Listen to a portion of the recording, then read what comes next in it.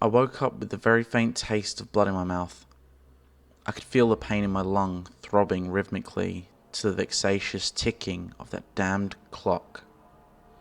It was accompanied by the dripping of my own crimson liquid clicking against the cement flooring. I had to admit it. It was rather nice having this irritable sound to keep my mind off my punctured lung, pulsing out my valued liquid with every breath. I had the strong urge to sit up, but I knew I couldn't. I quickly began to feel anxious. I needed out. I was about ready to do myself in when I heard the door arrogantly creak open, showing no remorse for my newfound headache. I tried to turn my head to see it. I let my head fall back again to its original position. I knew it was there. That abomination. The vermin. I could only begin to imagine what it would want with me now. My last few minutes of life, and it was here to deprive me of a proper death. Its familiar stench corrupting my once clean lungs, what was left of them anyway. The date was February the 8th, 2009.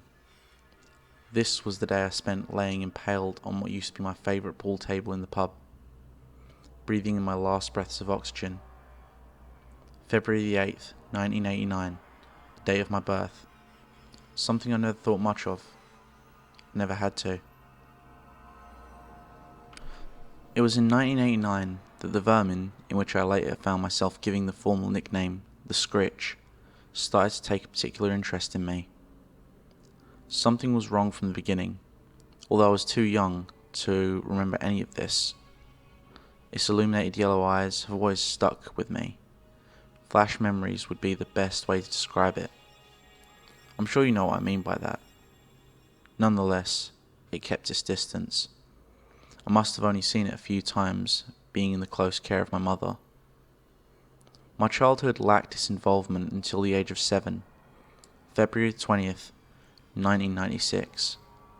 It was at this point I had 3 dogs, all of which came from the pound. I thought of myself as a saviour. They were going to be put down, hence the reason I chose to adopt them. It was a month before this, January, to simplify things, that my first dog had an unfortunate death, that I would have been so bold as to call it a gruesome coincidence. Unfortunately for me, that wasn't the case. As said, it was February the 20th. I was walking home from school. I never took the bus. There was a large field I had to walk through to get to my neighbourhood. A childhood memory I was quite fond of up to this date. It was lined with trees, caging me in until I made it to the other end. I was moving at my average pace, but something caught my attention. A flash of movement in the corner of my eye. As a stupid, mindless, curious child, I looked over to see what it was. An action I'm not proud to say I'd do even today. As I expected, there was nothing there, just the line of the trees. Although, there was an unfamiliar colour, almost a white bobbing in front of the tree. Being the curious person I was, I slowly made my way over to it. I got closer, and it started to form a shape that made my chest drop. The feeling of heavy-chested fear overwhelmed me before I could make out what it was. My imagination was already coming up with an answer. I continued for a few more minutes and stopped in my tracks. I wanted to run. I would have given anything to be home at this moment. My dog died a few months back from this point. Its body should have been decomposed, but here its mangled body was hanging from the tree, bobbing back and forth. Its body was in the exact condition it was on the day I found it. I stood there uselessly for a moment before I heard a crack in the brush below. My eyes quickly locked onto the familiar yellow eyes. The eyes slowly faded, and my vision darkened. From what I remember, I woke up in hospital. I supposedly hit my head off a rock and was knocked out cold. The dog wasn't mentioned, so I kept it to myself. I turned my head down to see the clock. I wanted to know the time. I wanted to know and remember what time I died, just in case there was any afterlife. The clock read 2:47 a.m. It was a strain on my eyes to try and read the clock from here. I could never understand why everyone hadn't switched over to digital for the ease of use. I could hear the abomination, the scritch, skittering around the floor occasionally. It seemed to move in bursts. I was ready and waiting for my death, although it seemed to be here for the show. April 14th, 2013. I was 14. I saw flashes of it quite a few more times since my last encounter with it. I was growing paranoid, starting to make any excuse I could to stay in the house. Of course, that didn't work as well as I would have liked it to. It was after school on April 14th that me and one of my many friends, Victor, decided to head to town. To sum it up quickly, he insisted that I go. I followed him to the bus stop where we waited for 15 minutes before the idea grew from bad to worse. I just wanted to go home. I remember examining the vulgar marker scratches from the previous teens that were here and the chewed gum smeared across the less than cared for glass when I decided it was time to leave. I remember telling him I thought this was a bad idea, that I wasn't going to town. I had things at home I needed to do. Of course he wasn't impressed. He argued, angry with me, and started motioning his hands for a push. The only thing going through my mind was the dirty glass. If he pushed me, I'd press up against it. I couldn't let that happen. With his arms already in motion, I had no choice but to press my arm against his hands and push back with all my force. He was knocked off balance. He stumbled backwards a few feet before tripping over what was once a beer bottle. He landed on his back part of the way on the road. I looked up to see the bus coming. It came out of nowhere, but it was going too fast to stop for him. I remember how fitting his body was next to the corroding town that I dared to call my home. It took a moment for me to get these thoughts out of my head and snap back into reality. His body was laying lifelessly, cutting off at his shoulders where the tires did their work on him. My heart was racing. There were too many questions, too much that could go wrong. I felt like crying, but I felt angry as well. I couldn't decide how to feel. When I looked up, I saw it through the windows of the now stopped bus. Those goddamn yellow eyes. At that moment, I really could have used some rest. I'd have done anything to be home. But instead I spent my afternoon explaining what happened to the law enforcement and clearing the mess up. I got out of it easily, with the truth. After this incident, it got much worse. It was growing closer to me. I started reading books, checking the internet. I did everything within my power to learn about it. I just wanted rid of it before it put me in an institution, before it drove me insane. I found nothing. I snapped the end of the pool stick that clogged the hole it made through my lung. I set it down on the pool, right by my side, looking up through the hole in the ceiling. The stars were fading away, and morning was approaching. I could hear it making its way around the table. I watched carefully as it pulled itself up, finally coming into close eye contact with me. For the first time, I could actually get a good look at these vermin. It was very similar in shape to a human. It had long arms for its body and large hands. Under its yellow eyes was a line of teeth that opened almost in a circular mouth. Its skin was a greyish-white colour. It looked perfectly drawn, like something only an artist with his tools could create. The impressive dead-looking skin was covered in repulsive veins. It tilted its head, slightly tapping its claws against the pool table to the ticking of the clock. My vision began to fade. In the back of my head, I could hear my brain making its last connection to the noise in its body. Tick, tock, tick. I could feel a nice comfortable surface underneath me. It felt like pillows, but the stench was horrible. My vision was returning to me. At first I figured I was just waking up like I would any other day. Then my death replayed itself in the back of my head. Or so I thought was my death.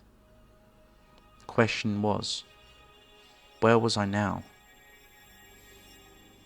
My eyes finished their recovery to see a dark black void above me. Even with nothing up there, a strange lighting was focused on me. I pushed myself up and jumped when I saw that I was laying on a pile of human corpses. I started to scramble up to my feet, panicked. I intended to get out of here as fast as I could, when I froze seeing that the pile of corpses formed a path. Just like that day in the field, I was surrounded, this time by what seemed to be an endless black void. I slowly pushed myself up to my feet and took a careful step forward. I paused when I saw it on the far side. It almost looked like it smiled before climbing over the side of the bodies to the bottom of the path out of my sight. Disgusting abomination, I thought to myself.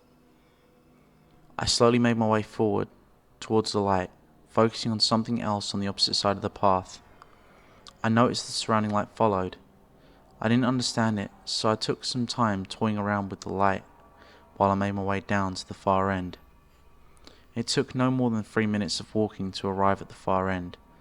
What stood before me was a fetus. It was larger than normal. It was about 2.5 feet. It was floating above a stone pedestal, curled up with its very own spotlight, giving me a clear view of it. I continued to stare at it. It took a few minutes to notice it was staring back. It bothered me, made me feel sick. I carefully reached my hand out when I heard a familiar voice behind me. All of your memories collected in one large fucking freak show of a room, eh? A familiar voice. It's been a while since. I've heard a voice outside of my head. I turned to face my old friend, alive and well. He smiled and leaned back as a wall formed behind him for what seemed to be no more than his convenience. I was speechless. He picked up on that and opened his mouth again. It's been a while. No hello? Nothing? Nope. Well, I personally would have expected more from the guy who killed me. And let's not forget that we were friends when you did this. I opened my mouth to object to his accusation, but stopped midway to see that the vermin crawled back up a short distance behind him. What's going on? Where am I? I asked, dumbfounded. I had no idea what was going on here. His smile turned to a frown. He seemed disappointed. You did the impossible, and certainly caused quite a pile of shit while doing so. He pushed himself off the wall and raised both his arms out to everything around him. Can you honestly tell me you have no idea what any of this is? All of this is you. Even me. Well, what's left of you anyway. You're dead. But not all of this. But even though you're gone, we still have a problem. You see, I'm here as well. I'm not supposed to be. But here I stand. And all of this should never have come to be. You're in over your head. His rambling still meant nothing to me. I didn't understand what was happening. My interest was getting out of here. I looked behind him to see the way I came in. The path of bodies cut off at the black void. Look, I just want out. He shook his head a little at my response. I didn't know how to take it. Then we both want the same thing. Simple enough. He raised one of his arms to the vermin and smiled proudly. This is the ticket out. For me, anyway. You kind of fucked up. Well, something did. You're not exactly real, but you've caused an impact on my life, and many others. All the ones you see here are your doing. You're dead, but that doesn't mean I can go back and have things the way they were. Not yet. All of this has to be erased. In a sense, we have to revert you to nothing but that hideous embryo behind you. February the 8th, 1989, the day you were supposed to die. Me and this friend of yours can fix this problem. If you don't exist, I live. I'll be disposed of here along with what's left of you, but I'll also get a second chance, considering the incident you caused will have never taken place. Not even I will remember you." He seemed quite fond of his plan. He obviously didn't understand everything about what was going on here. Nonetheless, I didn't approve of what I was hearing. But what could I do? No. That isn't right. If I'm here now, then how can I be a mistake? It does... He knew what I was going to say. I guess anyone would have. He was already on it. A mistake is something that happens that wasn't planned. Wasn't supposed to happen. You have no right to judge whether you belong here or not, when you clearly don't.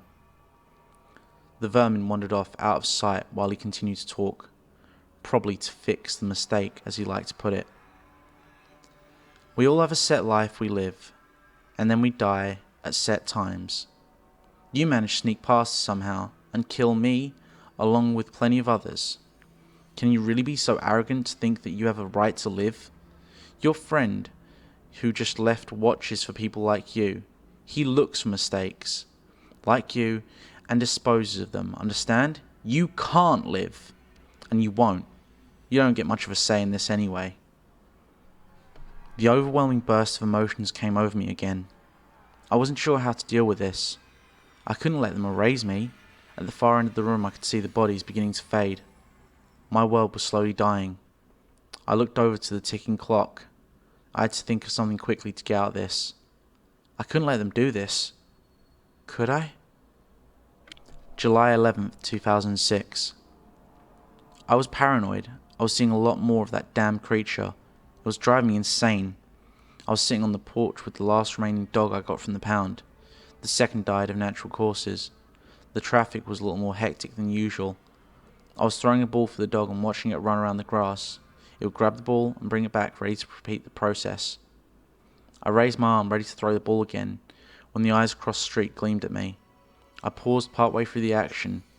This would have been fine, despite the fact that my dog happened to see it as well.